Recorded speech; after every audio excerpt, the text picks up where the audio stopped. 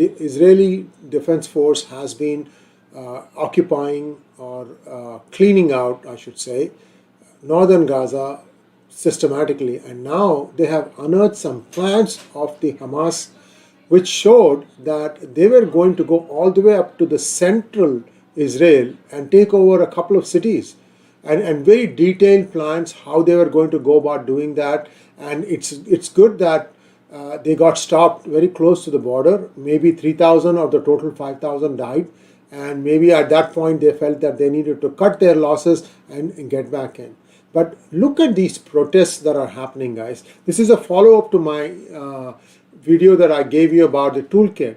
You see that the entire toolkit planning has been done to try and capture the university campuses in the United States, to ignite the students, to try and incite them to have pro-Palestine slogans and hide the entire Hamas effort, and in this process somehow try to make the US stop doing what it's doing, that is to aid Israel. It took several days for the presidents of some of the big reputed colleges to come out and unequivocally condemn what the Hamas did. Why did it take this long? Are the presidents of these universities also woke? Or is it just the professors? And because the professors are woke, the students also are turning woke? What exactly is going on in campuses? Why do the students feel that they need to be woke? They need to conform to this behavior, and they don't seem to apply their rather sharp minds to some realities of life. Which part of what the Hamas did they not understand? After all, these are all the creme de la creme of our society. What are they not understanding?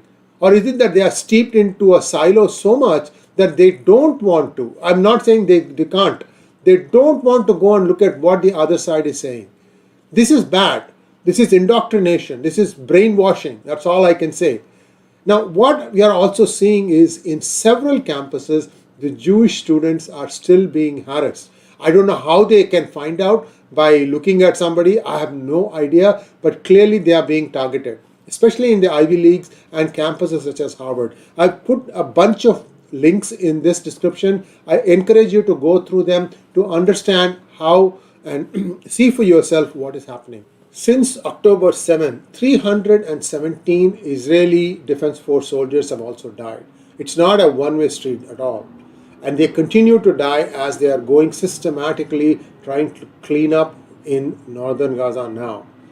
And we are also seeing that the videos that they have published are very, very disturbing. In fact, I've seen one or two. I can't mention in words, guys. It's just horrible, horrible. And I'm going to share a couple of videos with you. The first video is some of the members of the Israeli parliament called as Knesset, K-N-E-S-S-E-T, coming out after they watched what Hamas had done. And the other one I'm going to show is a speech by a very famous Russian speaker who's now in United Kingdom, Konstantin Kosin. And you can see how he's explaining what he's seeing. And I'm going to give you again the complete speech is part of one of the links in my description. You can take a look at it. People are really concerned because much of the anger that is being directed is completely misplaced. I mean, if you can't see a black and white crime and acknowledge that as such, then there is no hope for the society. This is what really, really, really concerns me. That somebody will commit a murder and somebody will say, yeah, he deserved it. This is not this. We are a law-based, rules-based society. We cannot function like this.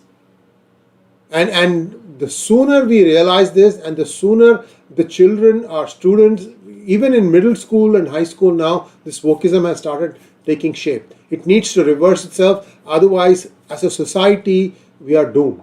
And that is what concerns me the most. We need to be able to know the right from the wrong. And if that decision making is flawed, then the society it'll be at war with itself. And this has to stop.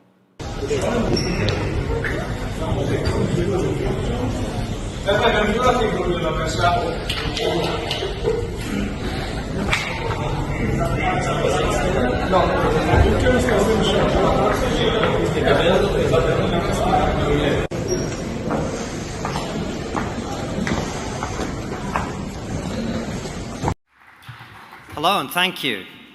Alexander Solzhenitsyn once said that the strength or weakness of a society depends more on the level of its spiritual life than on its level of industrialization. If a nation's spiritual energies have been exhausted, he said, it will not be saved from collapse by the most perfect government structure or by any industrial development. A tree with a rotten core cannot stand. When he was allowed to leave the USSR, Solzhenitsyn went to the US, where he was given a hero's welcome. But he quickly realized that American society was far from perfect. He started lecturing Americans about the problems he saw. Americans don't like that. Like Solzhenitsyn, I come from the Soviet Union, but I have no intention of repeating his mistake. That's why I've come to Britain.